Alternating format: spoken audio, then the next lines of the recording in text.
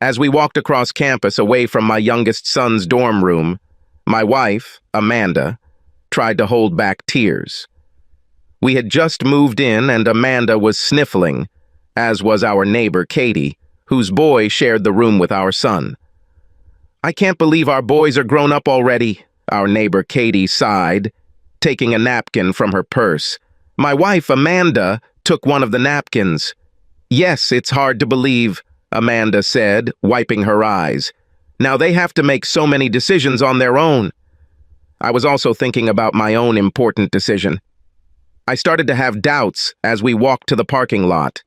Should I pull the trigger? My plans have been hatched for almost 10 years. Is the timing right? Is it necessary to do this at all? Amanda made a move to squeeze my hand. I dodged it by reaching into my pocket to get my car keys, even though we were still quite a ways from my SUV, and saw our neighbor Katie give me a puzzled look. "Mark, it's okay." Amanda spoke. "I know what you feel. If only you knew," I thought, returning my thoughts to the past and to the moment from which it all began. I remember Amanda and I had just celebrated our 10th wedding anniversary, and it was also an election year. The swindlers of that time tried to tell us that the other side was even greater thieves and liars. I was wondering, when these crooked politicians die, do you have to dig a hole to bury them? Or are they screwed directly into the ground? After lunch, I picked up the mail and was pleased to see a padded envelope among the junk mail and bills. I won a bunch of SD cards on eBay and the delivery was late. I opened the soft envelope from the back and was horrified to see another smaller, pot-bellied manila envelope. "Crap," I muttered, opening the enclosed letter. I hope I didn't go broke on this bet. This will ruin my whole day. Not only my today was spoiled, but also many future days. Dear Amanda, I hope this letter finds you in good health and good spirits. I recently realized and accepted my addiction to alcohol.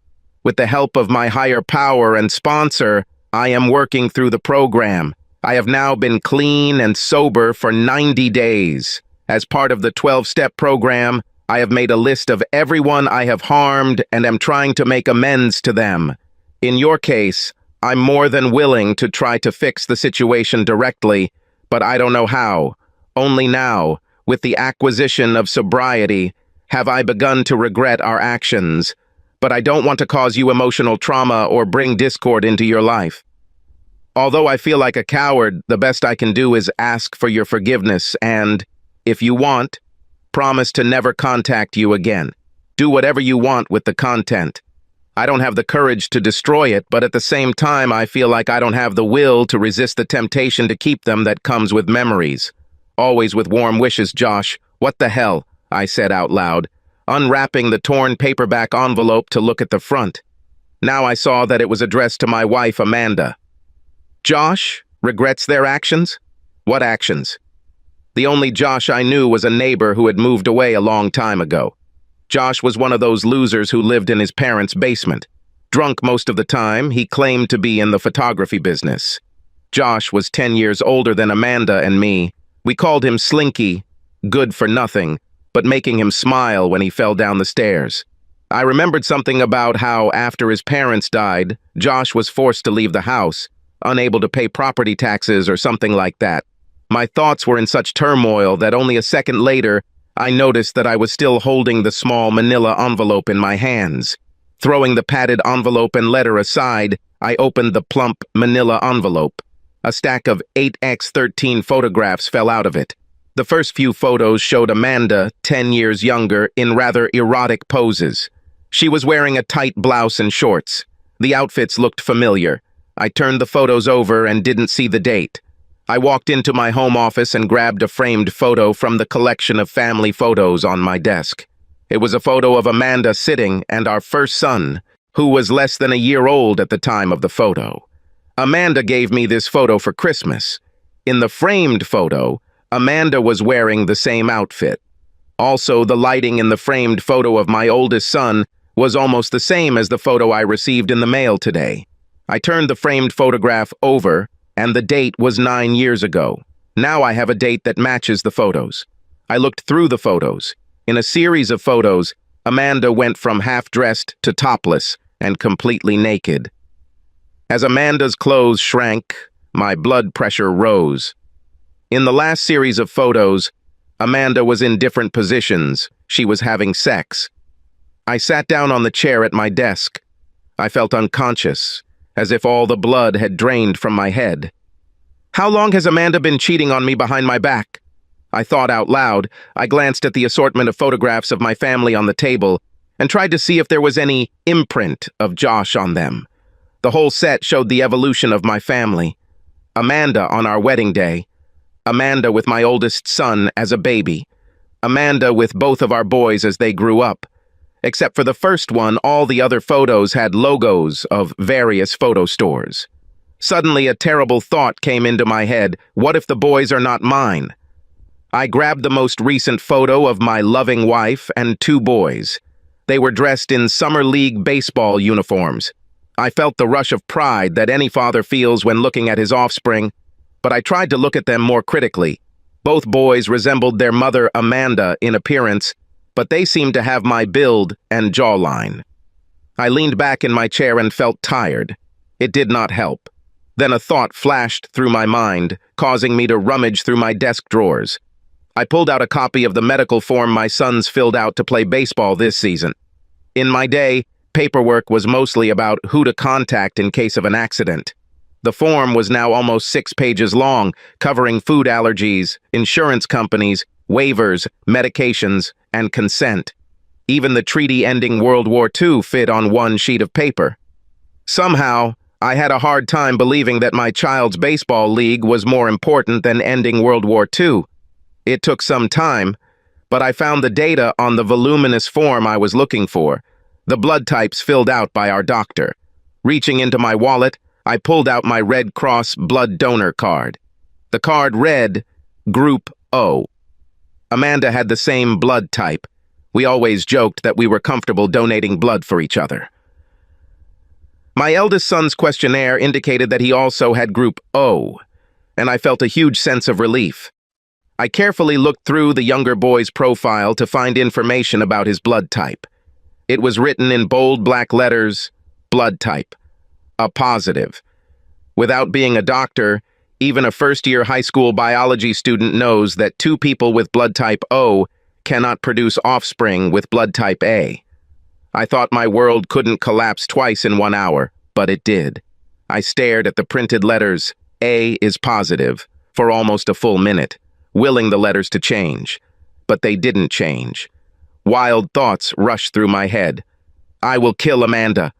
No, I'll leave Amanda. No, I'll kill you first, and then I'll leave you. No, I'll just take the boys and leave Amanda. The boys were 9 and 11 years old. I was sure that if they were asked for a divorce, they would choose dear old dad, or not. Or will they have a choice? These mental exercises lasted about an hour and simply exhausted me. I didn't find any solutions, just more and more questions. It got to the point where I was so tired that it took a huge effort for me to walk up the stairs and fall into bed. The next morning, I sat at the kitchen table and watched my wife's back as she did something in the sink. Last night, when she and the boys returned from the cinema, I asked to leave dinner. After a restless night's sleep, I felt a strange calm, almost numbness. Everything in the house was the same. Amanda had not changed during the night, but it was as if someone showed me all the tricks of the illusionists. I was no longer in awe and questioned her every move and motive. Amanda, do you remember Josh? I asked. I couldn't see Amanda's face, but I swear her body tensed for a moment before answering. Josh? Our old neighbor Josh? Wow, I haven't heard that name in about a dozen years, Amanda said. I was just thinking about Josh and his photography stuff.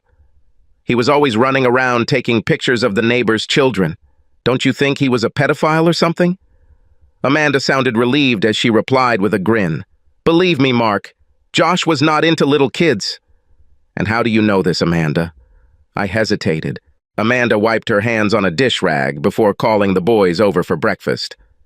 Quite often in the morning, I would see a hungover Josh trying to get some bimbos out of their basement without their parents finding them.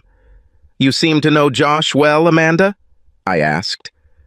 Do you miss him? Well, no, not really, Amanda began. We got much better conditions when Katie moved in with us. You know, our children are almost inseparable. Kat, our good neighbor, bought out the mortgage on the house after Josh's bank foreclosed on the apartment. Katie is a single mother. To buy Josh's house, she used life insurance money from the death of her police officer husband. Our children were the same age, and soon became friends, and were always together. As a single mother, Katie worked long hours, and we essentially adopted her children. It was just as easy to load 2 kids into the car for a baseball game or to the beach as it was to load 4. They kept each other busy. Amanda often joked with Katie that we would claim her children as dependents on our tax returns. As a single mother, Katie couldn't drive a nail into a snowdrift, so Amanda sent me to her as her husband for an hour. I wasn't ready to be on the TV show This Old House, but I could do most basic home renovations. My father was a true master in his field, but more often than not, his mantra was, if something can't be fixed with a hammer, you have an electrical problem.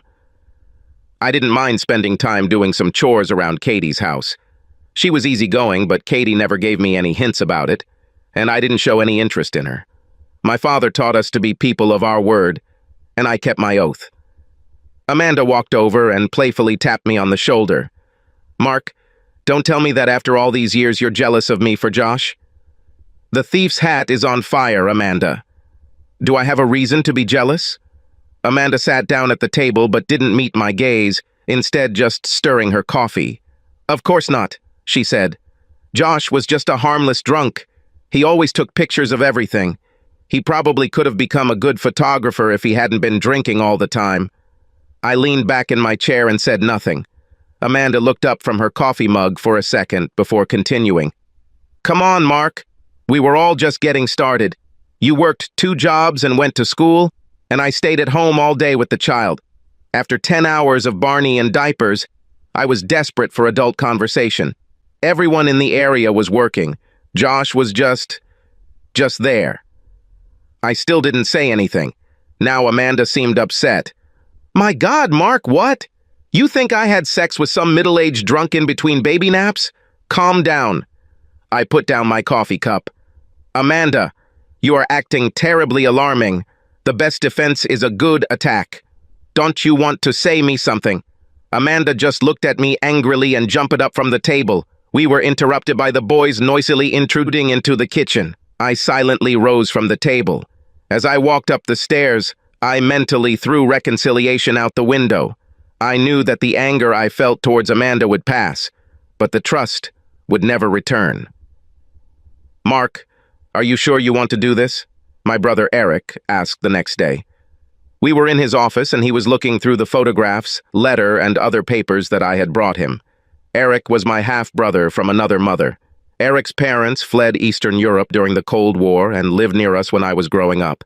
Eric's parents died in a tragic accident when we were both just 6 years old. The social worker asked my parents to watch Eric for a few days, while they tried to find other family members or foster parents. Eric's case fell through the cracks, or was simply lost in the bureaucracy because the social workers never returned. Eric just stayed with us. I didn't know anything else then. I treated Eric's arrival in our family as a long overnight stay. I realize now that this was a financial burden for our working-class family. When I asked my mother years later how she managed it, my mother simply shrugged it off. Slice the bread thinner, add more water to the soup. My father never turned away those in need. Although father was a religious man, he believed that faith was a matter of actions, not litanies, and had no connection with most organized religions. He always ended all our prayers at dinner with the words, "Next time let there be more at the table, not less, and Lord, protect us from your followers." Dad never treated Eric any differently than he treated me and my brothers, which, given his temper, could be a good thing or a bad thing. Before he died, I asked my father why he accepted another mouth to feed him when he was already struggling.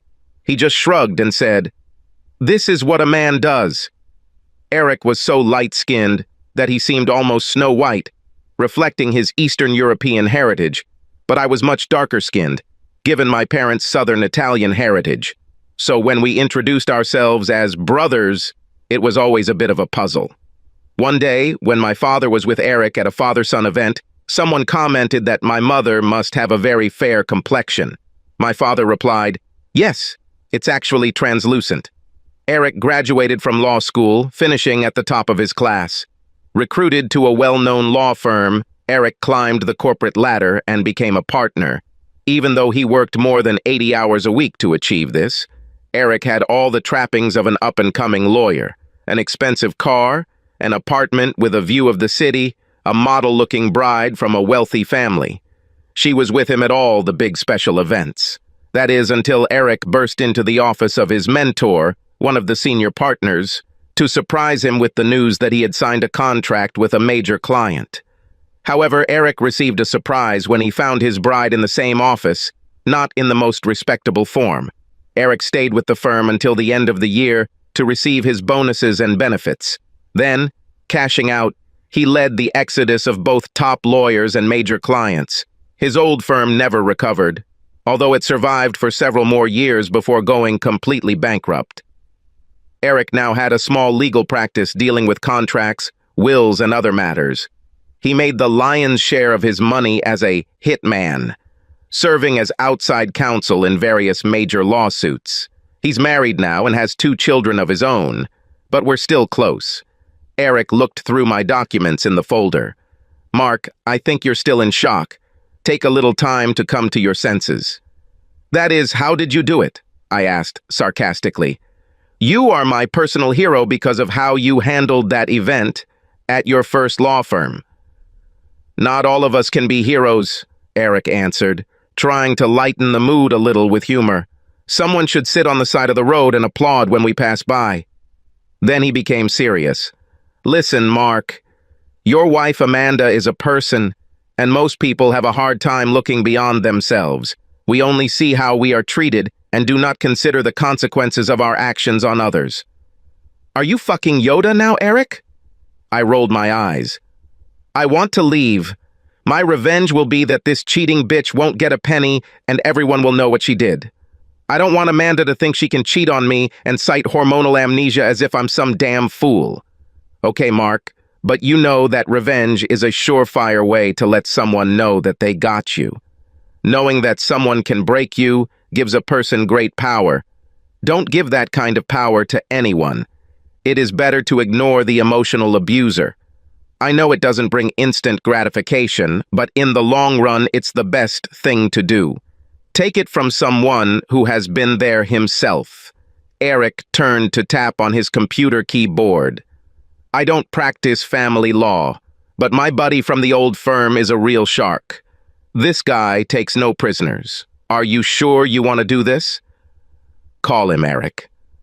A week later, we were in an upscale corner office downtown, Mr. Big Shot having just finished going through the stack of papers I had brought. Tax returns, payrolls, mortgage payments, paternity tests, wills, etc. The list of what he needed seemed endless. Mr. Big Shot took off his reading glasses before speaking. "Forget about it." I was shocked to hear these words from the mouth of an overweight lawyer who was supposed to be a kind of killer shark. "Mark, I know that you and Eric are somehow connected, so I'll tell you straight. Forget about it." It took me a moment to speak. "You mean I have to act like this never happened?" Smile, knowing that I was deceived. Mr. Big Shot leaned back in his chair. "Yes, unless you have video footage of your wife Amanda force-feeding your children Red Bull as babies and forcing them to fight each other for prize money." He pointed his finger at me. "Currently, you have a nice wife, a house, and 2 good children. But if you work a little more, you may be left with a small apartment, no money, children working part-time, and your wife may make new male friends, and you will pay. I mean alimony, child support, more than half of my earnings and savings." I was stunned. "Amanda has a job, and why should I pay child support for a child that's not even mine?" Mr. Big Shot looked surprised. "Mark, I'll take your money if you want to continue, but let me lay out the facts and the law. What your wife earns at this pathetic part-time hair salon does not compare to your income. So alimony is a given. The dispute is only about how much and for how long. When it comes to child support for a child who is not yours, only 6 states in America allow male parents to stop or not pay child support for a child who is not theirs and born while the couple was married. Unfortunately, we live in neither of these states. But what if I find out that Amanda knew all along that this was not my son? Is this a scam? Mr. Big Shot leaned forward, resting his forearms on the massive table. I'm going to tell you a dirty little secret. Let's say we can prove that your wife knew it was not your child. It would be fraudulent if she presented the child as yours. However, this type of fraud is the only one that does not entail any punishment and does not require compensation for damage. Heck, even if you were divorced and paying alimony for 17 years, your wife could announce to the world, full page in the New York Times, that you are not the father, and she knew it all along. And guess what? There is no law in all 50 states that requires her to pay you back or face any penalty. Mark, some poor bastard in Florida was paying alimony to a lady he wasn't even married to. This fool eventually took a DNA test that showed the child was not his, but the court ordered him to continue paying child support because it was, quote, in the best interest of the child. I think this case is now moving through the courts. The child will be 18 years old before this saga is over. But even if he wins, the pseudo-father will never get back a drop of the money he spent. I interrupted him. Can I at least try to get the money back from my cheating wife's boyfriend? In most states, only the mother can seek compensation. Only 2 states allow you, as a man, to try to get your money back. But you must prove that both the boyfriend and the mother knew about the deception. In addition, you must prove that there was an undue hardship on the child's well-being and the family's quality of life. And Mark, you know what? Our state is not one of those with such a law. I sat back in my chair as he continued. Ask yourself if a man's pride is worth more than half his property, spousal support, and child support. Money will not restore his self-respect or restore his reputation.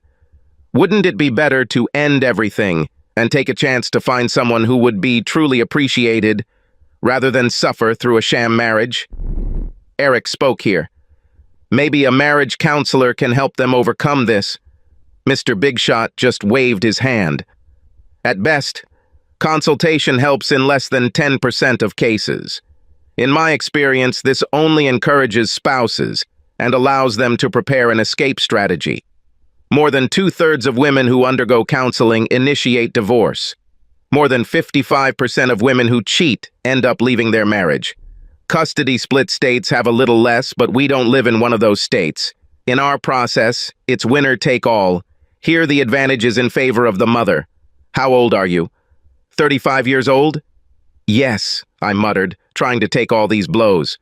Mark, I hate to give bad news, but most often a wife cheats on her husband at the age of 45. If your wife has already had an affair, then she turns 40. The likelihood that she will have a relapse is quite high. Unfortunately, almost certain. The pain and guilt from the previous affair or affair have subsided, but the memories of what was exciting, whatever it was, about that event will grow in the mind. It's like a high school athlete scoring the winning point but breaking his leg in the process.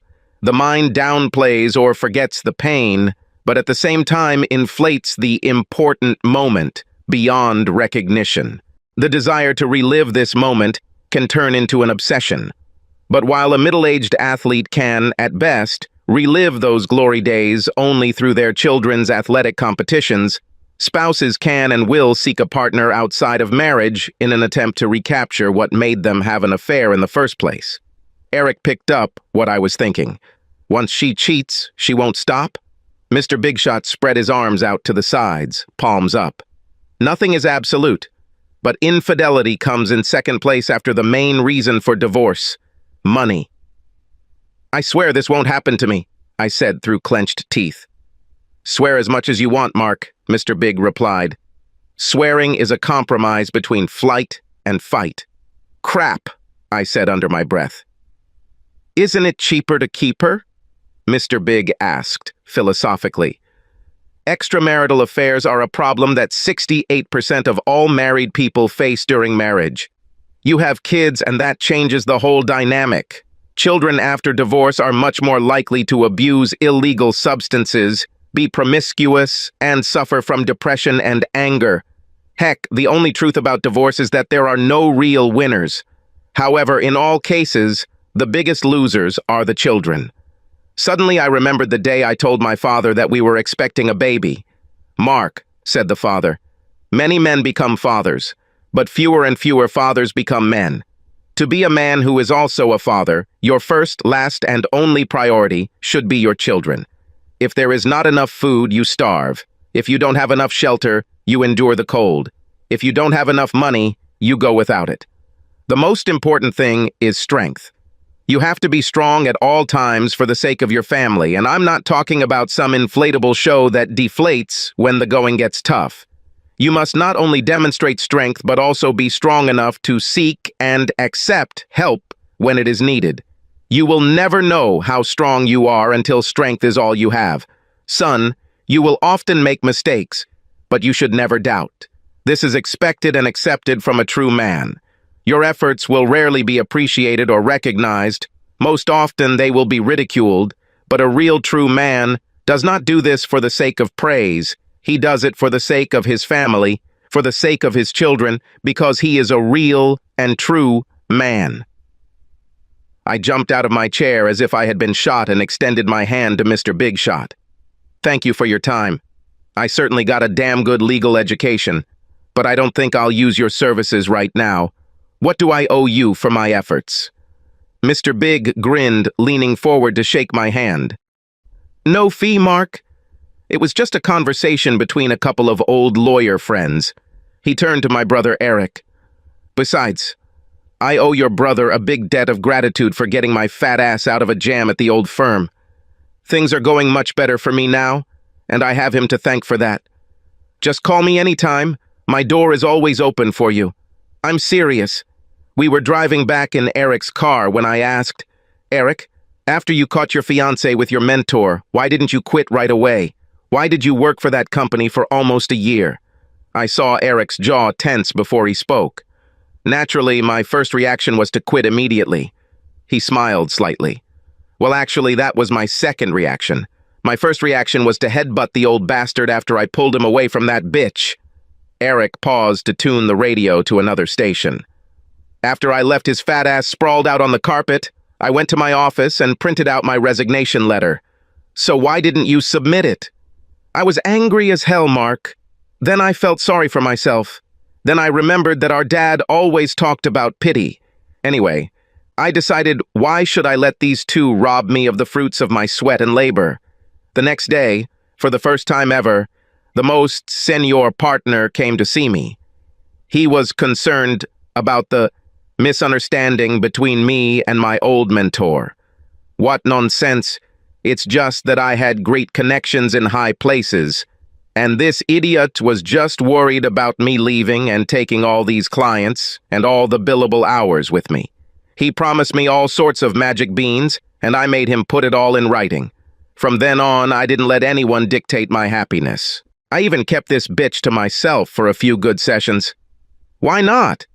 Both of us were not virgins, and it cannot be said that we were never together. Once I found something better, she immediately became history. The same thing with the law firm. The day my contract ended, it also became history. I took my brother's words to heart. From that day on, I did what brought me happiness, staying true to my father's position that children come first. Amanda became a nobody to me. I was determined to have as little to do with her as possible. Things got easier a week after I returned from my meeting with Mr. Big Shot. Mark, I have great news, Amanda announced at dinner. The salon wants to make me a full-time manager. For starters, I'll have to work evenings and weekends. But I'm sure that for a while, you and the boys will be able to cook your own dinners. This worked out perfectly as I left for work before Amanda woke up, and by the time I got home, she was already in her position as salon manager. By the time she closed the store, I was already fast asleep. On her days off, I told Amanda I played darts. In fact, I decided to have several meetings with a psychoanalyst on my own. I discovered that I was no more spoiled than the next guy. But more importantly, I discovered that in addition to my obligations to my children, I was responsible for my own satisfaction. What Amanda did, is doing, or is going to do, was beyond my control. We are surrounded by temptations. It is our personal weakness and responsibility when we give in to these temptations. The truth is, when I stopped trusting Amanda, it changed the feelings I once had for her. I soon found that I no longer cared what she did. Over time, the hatred for her actions lost its original intensity, but the bad feelings remained. I do this for my children, period, end of story. Amanda became more like the girl next door with benefits. She was so engrossed in her work that I don't think she even noticed it. Meanwhile, the boys and I were having a great time. I took out a huge home equity loan, built a pool, an outdoor deck, and turned our basement into a veritable man cave. Got rid of my boring car and bought a massive SUV with crap gas mileage.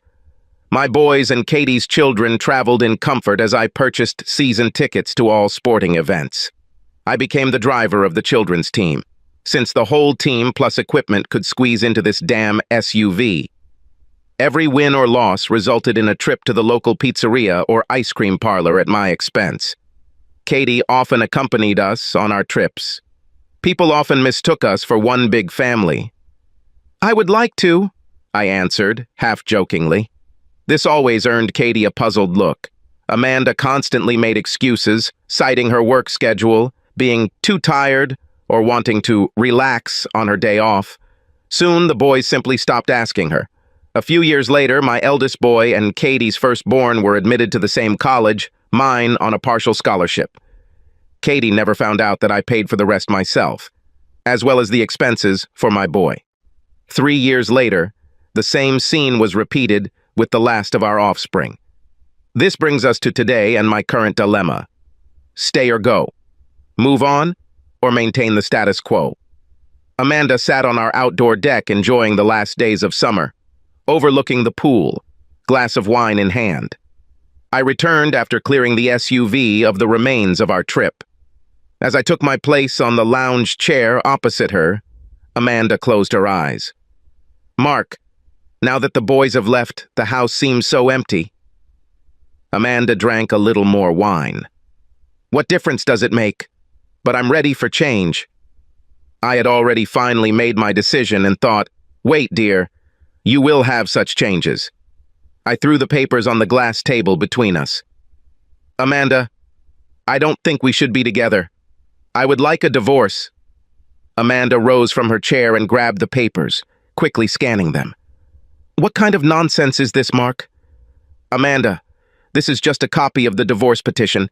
As soon as you find a lawyer, I will ask mine to send him the official papers. As you can see, I'm quite fair. The savings are—" "Are you crazy?" Amanda almost screamed. "After 2 decades, you are leaving me? Now, after everything we've been through?" She continued, looking through the papers. "No alimony? Where's the savings section? Total household debt? What are you trying to do?" I tried to be calm. "We both make about the same amount and have about the same amount in our retirement accounts." This was true, as I deferred all salary increases that came with my recent string of raises, plus kept my 401k contributions to a minimum after withdrawing it to pay for college for my sons. Amanda looked like she'd been hit with an axe as she continued to scroll through the petition. "We get the same salary only because I work twice as many hours as you. I won't sell my house. I worked too hard on it." "Amanda, we are in the red on the house after you calculated the loan to buy a house. Where do you think the money came from for this veranda, your new kitchen, for—" She threw the papers on the table. "We will not get divorced, and this is final." Suddenly, it was like a light bulb went off in her head. "You are a son of a bitch." Amanda hissed, pointing her finger at me. "Found someone else? I gave you the best years of my life, and now you want to leave me for some young girl?" Her face turned red. "How long have you been cheating on me? You are a pig." "Please," I sighed. "Let's not talk about this. It doesn't matter what the reason is. We are a no-fault state. Everything, both assets and debts, will be divided equally. However, Amanda did not calm down. You're wrong, mister. It matters. I want to know, and I deserve to know. Who did you cheat on me with? I shook my head and said softly, It's true that there were cases of infidelity, but please, let's not talk about it. It's better if we just leave it. My vision blurred for a moment as Amanda threw her glass of wine in my face. As I stood up to go into the kitchen, I felt a wine glass bounce off my back and break on the floor of the veranda. Amanda was furious and followed me, continuing her tirade while I washed my face in the kitchen sink. You are a son of a bitch. I'm not gonna get thrown out because you want to have fun with some girl. No wonder our sex life has been hell these past few years. Well, let me tell you something, buddy. I've had many opportunities in the past, but I never... Amanda froze as I turned and placed photographs of her and Josh in a variety of poses, one after another, on the kitchen table. I spanked with photographs, each of them more revealing than the previous one. Her face white, Amanda rushed to the kitchen sink. I shuffled the photos into a pile and sat down at the kitchen table. Well, Amanda, it looks like you've taken advantage of the opportunities you've been given in the past. She rinsed her mouth with tap water and splashed it on her face.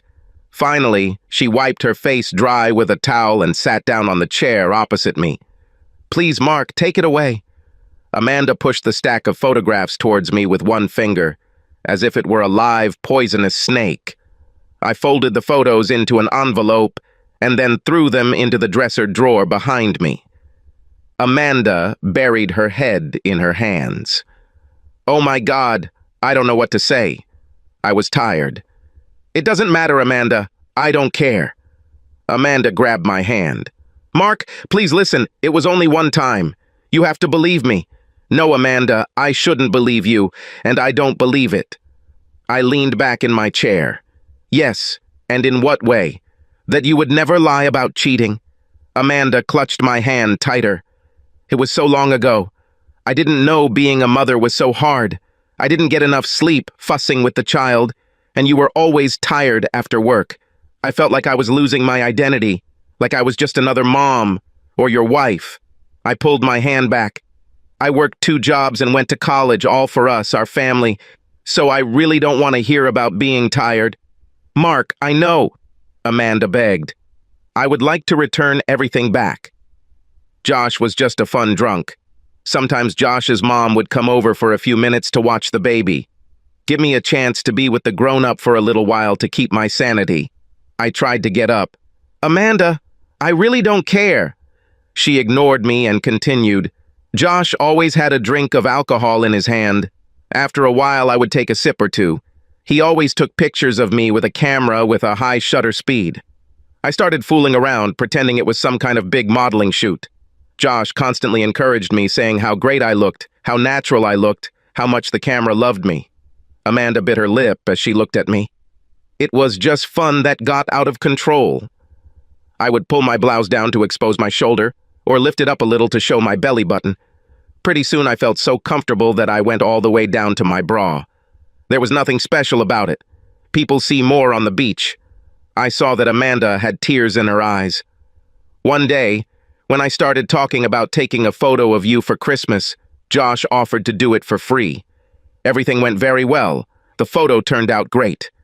Immediately after, our son fell asleep on the couch in Josh's studio. You mean his parents' basement, Amanda?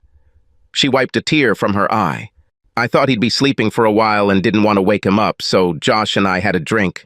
Well, one drink led to a bottle and, well, with your crazy schedule, you and I haven't had sex in a long time. I was feeling very excited when Josh started taking pictures of me, and this time my bad girl came out. He made me feel so sexy, I felt so naughty winking at Josh, and he kept encouraging it as if we were doing a real photo shoot. I thought I couldn't be more shocked after seeing the photos, but I was. Are you saying that you had sex with that damn drunk while my son was sleeping a few meters away from you? I started to stutter. Oh God, Mark, I'm so ashamed. I don't know what came over me. I was so... Amanda paused. She dropped her head on the table and began to sob. Amanda, we cannot change the past. We just have to admit our actions. Please sign the papers. We will tell people that we have moved away from each other. No one outside our little family will know anything. Amanda lifted her tear-streaked face from the table. It doesn't have to be this way, Mark. Please, it was so long ago. It was such a minor event, a simple blip, a stupid mistake with no consequences. I pulled out another set of documents from the folder, placed them in front of Amanda, and spoke while she looked through the documents. Amanda, all actions have consequences, some more than others. Mark, what is this? Amanda asked, looking from page to page at the graphs and charts. Amanda, these are the results of our family's DNA test, as well as our blood type. You see, that one is not suitable for us. Amanda clutched her chest and began to choke. I stood up and took a paper bag out of the kitchen cabinet. Amanda, breathe into this paper bag, I ordered, placing the bag in her hands. You're hyperventilating. Now slow down. Take natural breaths. Breathe through your nose. Easier. Easier. After a minute, Amanda's breathing returned to normal. I stepped back to sit on my side of the kitchen table. She put down the paper bag as the color returned to her face. Amanda, you knew all along. It was a statement, not a question. Amanda began shaking her head while twirling the paper bag in her hands. I suspected, but I just hoped that, well, I prayed, but I was never sure. She stopped mid-sentence. Amanda, come on, I persuaded. You graduated from college with honors in biology, if I remember. You must have thought me a fool when I swallowed all this nonsense about preterm birth, when a baby was born prematurely. I shook my head. Now you understand why it's hard for me to believe your words when you not only cheated, but also forced me to raise someone else's child. It wasn't like that, Mark. After Josh and I was so ashamed. I didn't want anyone to touch me, not even you. I vowed that I would become the best mother and wife in the world. And when I found out that I was pregnant, I just panicked. I had nightmares that you would kick me out, take our son, force me to have an abortion. Amanda, when we were together, did I ever threaten you? Forced you to do things you didn't want to? You know how family-oriented I am, how I was raised. I stopped to rub my temples. If you came to me, we could work things out. However, you chose to lie. It was just one lie, Mark. No, Amanda, there was more than one lie. It was a lie every day until today. Every day you chose to live by telling lies. I had no choice, Amanda pleaded. You always had a choice, Amanda. You could come to me at any time. You chose to continue this lie, and I don't know how many others. Now it's my choice. Please, Mark, Amanda begged. Don't tell the boys. Amanda, the time for lying is over. Children who experience secrecy and lies cannot trust what they are told and become insecure and dependent. When the family structure finally collapses, there may be no honest relationships left to fall back on. The kids feel stranded, so either you tell them or I will. My God, said Amanda. What will I tell them? Boys, your mother's a cheap, lying, ungrateful slut who cheated on your father. Now I had to smile. Amanda, you can skip the cheap, lying, ungrateful slut part. How about we tell the boys that their mother made a mistake, but they are both still our sons, and it doesn't change anything about our love for them. The boys took it pretty well, I think, considering that all their friends have stepfathers, stepmothers, 2 moms or 2 dads, and blended families. This was not a big problem for them. Amanda was a little bitter about all this. She kept saying that we could work things out, that not enjoying the house we had worked so hard on was a waste of time, but I was just done with it all and wanted to move on. Oddly enough, the house turned out to be more troublesome than the divorce. Our megabank gave us a break when we tried to return it to them. They killed all the short sales we had planned, and we never talked to the same person twice. Depending on who they talked to at Megabank, they received different answers to the same questions. Plus, the paperwork was unrealistic. I think we have personally cut down most of the trees in Washington state just by our written requests. Thank God my brother Eric asked one of his buddies who was a real legal eagle in real estate and law to help us. Over the course of several months, he proved that Mega Bank violated not only its own internal policies, but also many state and federal laws enacted to protect homeowners caught in upside-down mortgages. By a strange coincidence, Mega Bank ended up owing us money. When they did not even show up for the court hearing, despite 4 certified letters, we received a default judgment, according to which the house was provided to us free of charge, plus court and lawyer costs were borne by the bank. It turned into a circus with a simultaneous show in all 3 arenas when our lawyer showed up at the Mega Bank branch with 2 armed sheriffs, a court order, and a moving company to confiscate their property, furniture, computer equipment, etc., when Mega Bank ignored countless attorney fee notices. Local media were out in full force, and even bystanders helped dismantle the bank's lights, while a shocked bank manager tried to get his phone calls answered by someone higher up. The Mega Bank manager was using his personal mobile phone because his work phone had been confiscated. When the story of David defeats Goliath became known throughout the country, our lawyer and I became celebrities for a while. I don't want to look a gift horse in the mouth, but the addition to the house contributed to the settlement of our divorce. Amanda didn't want to sell the house right now, so after a lot of debate, she agreed to pay me half the rent and she would pay for gas, electricity, water, etc. We will pay 50-50 for insurance and taxes, and proceeds from future sales will be split equally. I did what every recently divorced middle-aged man does, and rented a terrible apartment for a short period of time while I decided what to do with my life. Naturally, I joined the gym to try to get back in shape. I hate going to the gym. And now I was standing at the reception, looking forward to a free lesson with a personal trainer when I heard, "Mark! Oh God, how glad I am to see you." I turned around and saw my old neighbor, Katie. She looked great. Katie wore a tight leotard with the gym's name on the front and back. She hugged me. Damn, she was tight everywhere. "Katie, you look great," I said, as she released me from the hug. "What are you doing here?" "I work here, Mark. Well, at least part of the time." Katie looked down at the clipboard she had with her. "It also looks like I'm your personal trainer tonight. Which machine do you want to start with?" What about trading?" I suggested. "I'll buy you a chocolate of your choice." Katie laughed and dragged me towards an array of devices that might have been found in a medieval dungeon for extracting confessions. I didn't see any of those exercise machines that I remembered from my school physical education lessons.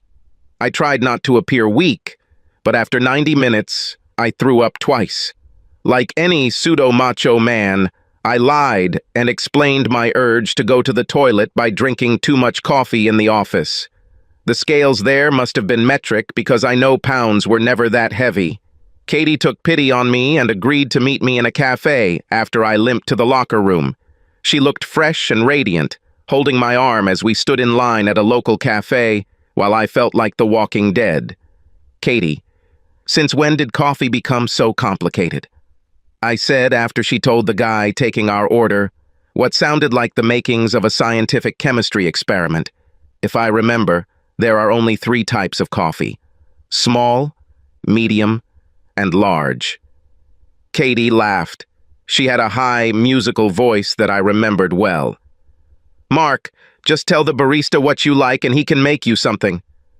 "Barista? My God." I shook my head in amazement.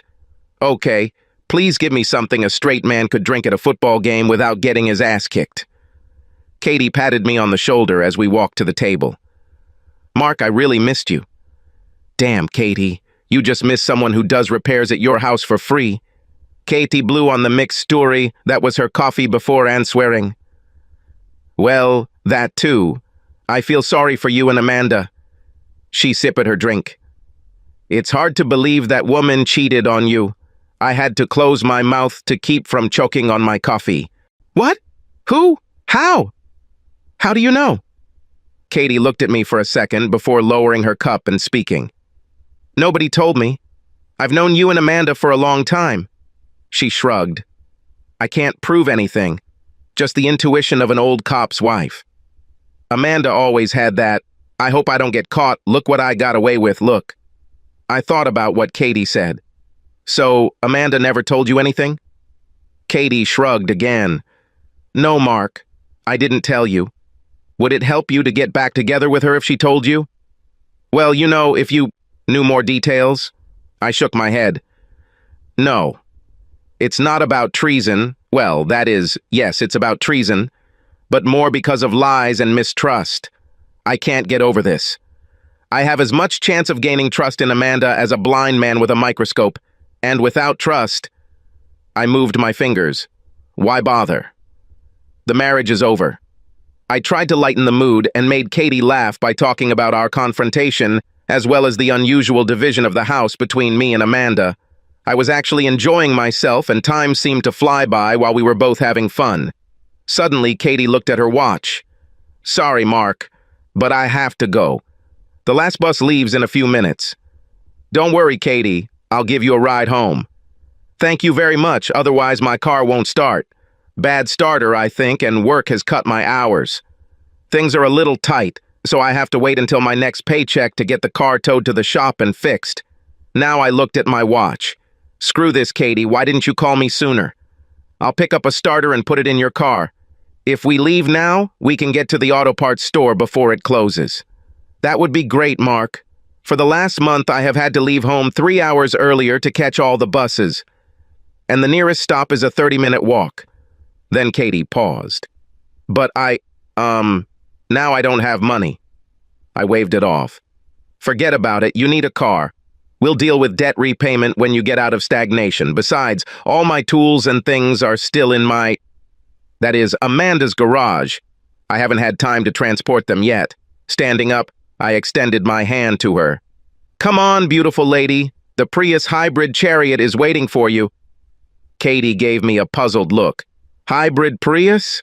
What happened to that monstrous, macho, manly SUV of yours? He darkened her. Yes, I'm tired of driving from gas station to gas station. I think my carbon footprint was killing half a hectare of rainforest every day. Everyone kept looking at me like I was some kind of eco-terrorist. Katie looked at me in amazement. I just can't imagine you in a hybrid. Yes, I myself can almost feel my testosterone levels dropping when I squeeze myself into this plastic candy. You know how it is with us guys? Size matters. She giggled as I opened the car door for her. We were lucky the auto shop had a starter that fit Katie's car, and bonus, it was on sale. Amanda wasn't home, but I still had the code to the garage door, so with the right tools, an hour and a half later, I started Katie's car. Katie was so excited that she hugged me tightly and kissed me right on the lips. I didn't return the hug, holding the lubricated tool in my hands. While washing my hands, I discovered that the water tap did not open completely and the drainage was slow. Drying my hands, I pointed to the sink. Katie, why didn't you call me? I could take care of that. Mark, I knew you and Amanda had bigger problems. I didn't want to bother you over nothing. Besides, when the job cut started, I couldn't afford. She turned away, but not before I saw tears in her eyes. I am not a case of charity. I walked up and put my arm around her shoulders. This is not charity, just one neighbor helping another. I squeezed her hand. Besides, I have a lot of free time right now, and you seem to have things to do to fill that time. Tell you what, let's make a list and, like Kris Kringle, check it twice. Now be so kind as to bring me a pen and paper, please. Katie wiped her eyes but smiled weakly as she turned to me. Okay, Santa, but if you're too kind, I can't promise I won't become shameless. For the next 2 weeks, I seemed to spend all my free time at Katie's house. Her house didn't need anything major, just a lot of little things, from repairing the screen door, rusty door hinges, to whitewashing the splash guard. I didn't get to see her shameless side, but I enjoyed our time together. One evening, after a few glasses of wine, Katia talked about her first husband. He was a good man, Mark. Always helped others. Died when a drunk driver hit him. But he wasn't even on duty. Stopped on the way home from the gym to help a woman who had a flat tire. The damn drunk didn't even slow down. She took another sip of her drink. But he was a fighter, lasted for 4 days.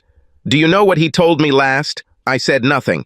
Mark, the last words my husband said were not about him, but about the family. Tears were now streaming down her face. He said, "Take care of our boys. Take care of them and yourself." I walked around the table to hug her and she continued, "I never thought that everything would be like this. Since he was off duty, we did not receive any survivor benefits. His small life insurance policy helped us buy this house. Cops take care of their own, and his squad was always ready to help. But I had to move, because as wonderful as they were, it constantly reminded me of his death. I just never thought it would be this hard. I let Kati cry. There were no words to say. The next morning I was lying under the bathroom sink fixing the drain. I felt someone tap on my leg. "Mark, where did you go last evening?" I heard Katia say. "Back to my terrible little apartment," I answered, removing the drain trap. "You were almost exhausted. That's why I put you to bed before leaving." I stuck my hand out from under the sink and showed Katie the drain trap. "Damn, girl! Look at all that hair! Did you wash in a mongoose sink?" Suddenly the front door slammed, and I heard footsteps, followed by a shrill voice. "Where is he? What are you doing with my husband?" Hitting my forehead, pulling my head out from under the sink, I saw Amanda's legs in the bathroom doorway. "Leave him alone," Amanda yelled at Katie. I jumped up, finding myself between a shocked Katie and an angry Amanda. "Amanda, what are you doing here?" I asked, trying to defuse the situation. Amanda looked away from Katie and turned to me. "Damn it, Mark. I know what's going on. Every night you leave this woman's house with your clothes all in disarray, sweaty like a farmer plowing a field. I know you did." Amanda paused. It seemed like she was trying to calm down. "I understand that you are trying to get even with me, but you already had fun having fun with this bitch. It's time for us to be together again." I was so shocked that I could hardly speak. "Amanda, we can't get back together." That time is long gone. Besides, Katie and I have nothing. I felt Katie's arms wrap around me from behind before she spoke. "That's right, Amanda, there's nothing. But you know what? Now everything will change. My late husband, God rest his soul, told me to take care of myself.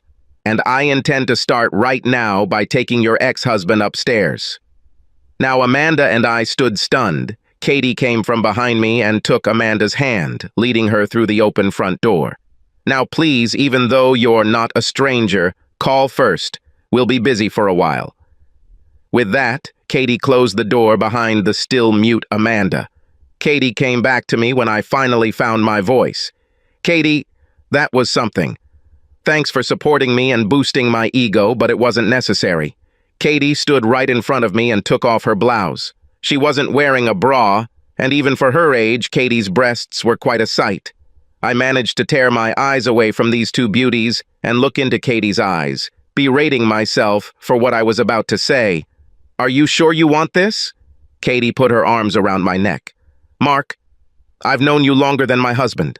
I loved him like no other, and I kept my promise to him to take care of our boys. Now she intends to fulfill her other promise to him and take care of herself." With these words, she took me by the hand and led me upstairs to the bedroom. I don't know who was more nervous. I didn't want to ruin everything, and Katie hadn't been with a man in almost 2 decades. But, just like when riding a bicycle, we maintained our balance and found the right speed. The conversation in bed became interesting when Katie stated, "Mark, you will move in with me." It was a statement, not a question. "Wait, this is a bold statement. Aren't you afraid that this is just a waste?" Katie propped herself up on one arm, giving me a view of those wonderful breasts. "Mark, we have been friends for most of our lives." She raised her hand to stop me. "We are too old to play games. It's a win-win. You need somewhere to live, but I have free space. I care about you, you care about me. I have needs, and so do you. Why should you pay rent to some faceless landlord? If it makes you feel better, you can save the money you spend on rent towards your mortgage. Besides, you know this house better than anyone else." "Katie, wouldn't this be weird?" I pointed across the street to my old house where Amanda lived. Katie shrugged silently. "It's not my problem. I no longer care what others think. I only care what you think. Your old house is still in your name. This is a big investment, and what could be better than seeing it every day? That's what we did. Things were strange for a while. Amanda still felt bitter about the whole event. She seemed unable to move on. Damn it, Mark. Amanda told me one day when I was at her house, fixing a crack in the driveway. When are you going to come back home? It's crazy. You know you belong with me. What can I do? You know that I regret everything. Just tell me what needs to be done to make it go away. I peeled the sealant cover off before speaking. Amanda, I know you're sorry, and so am I. The point is, we're not getting back together. You need to move on with your life. Find someone else. Who, for example? Amanda snorted. I work in a salon with gay hairdressers. Most of my clients are ex-wives. She looked at the ground. I never thought that I would become one of them. I didn't say anything and started collecting my tools. Come on, Mark, Amanda begged. Of course, you can give me another chance. Just forgive and forget, at least for the sake of our boys. After all, the holidays are coming. We need to be together. Amanda, you are forgiven, and for over a decade, you had a chance every day that you chose not to take. As for forgetting, I shook my head. It's true, the holidays are coming. The boys will be back from school, and we can have alternating dinners at yours and Katie's with all the kids, like in the past. Amanda crossed her arms defiantly. I will not tolerate this in my house. Bitches! And I will never cross the threshold of her house. I just shrugged. I think we'll miss you. I thought the holidays would be awkward for the kids, what with their parents' new living arrangements and all. But the fears turned out to be unfounded, since both pairs of children took everything calmly. I guess that's good, but damn, doesn't their generation care? The boys attended 2 dinners each, so as not to upset either mother. But by Christmas, the children had pressured Amanda enough to come over to Katie's house for a short visit. Katie begged her to stay, but to no avail. Katie tells me she has nothing against Amanda and doesn't mind me spending time there doing house renovations or activities with my boys and Amanda. I don't think they'll ever be friends like they used to be, but Amanda seems to have warmed up and has at least become politer to Katie over time. After a year of marriage, I couldn't be happier. This is not the delirium tremens of love of our youth, but a much deeper, mature love, full of affection and respect. However, I felt obligated and asked Katie about making it legal. Mark, Katie said, holding my head with both hands, you're a great guy, and I want to spend the rest of our lives together. But I promised myself that I would only get married once in my life. I hope you understand. Truth be told, I never could. But I remembered one more thing that my father drilled into me. If it ain't broke, don't fix it. 4-5